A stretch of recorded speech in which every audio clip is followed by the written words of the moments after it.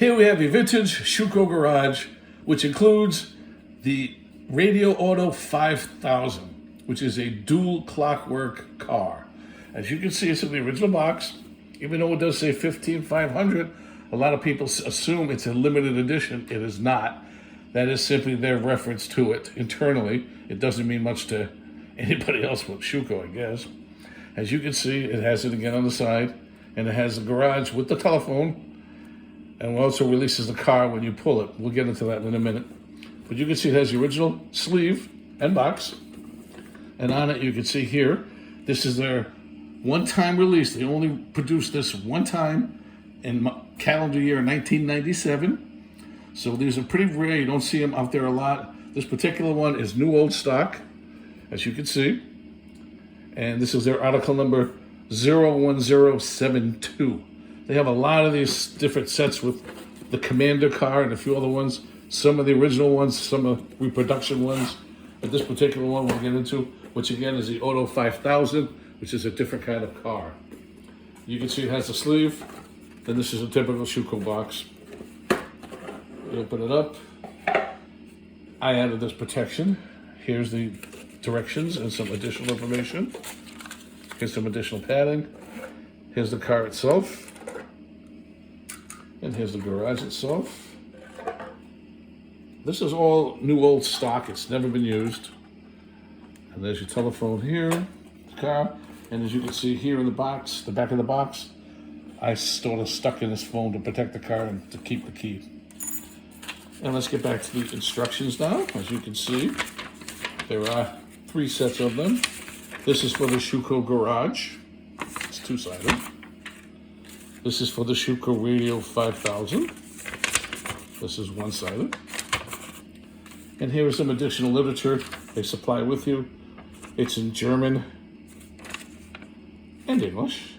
It says important notice, read before use, which we'll get into that in a second. But anyways, this is what you're receiving from me in its entirety. There's your package, there's your key, there's your car tin. Now we'll look at the car in a little bit more detail. We'll put the packaging away. Directions away, and we'll view the car and its garage. As you can see, it does have speed control in the front for the car when you wind it up. Here's a clockwork line for the key, which we'll do in a second. Here's the radio attachment on the top, and you can see the bottom.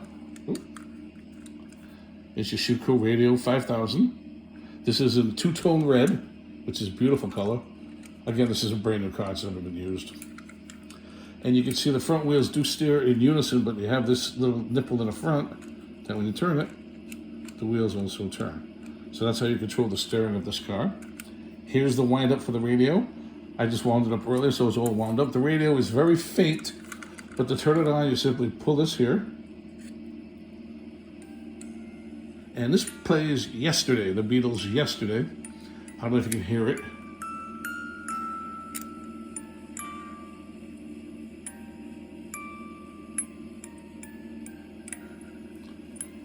There it is. But anyways, to shut the radio off, you simply push this back in, and the radio's off.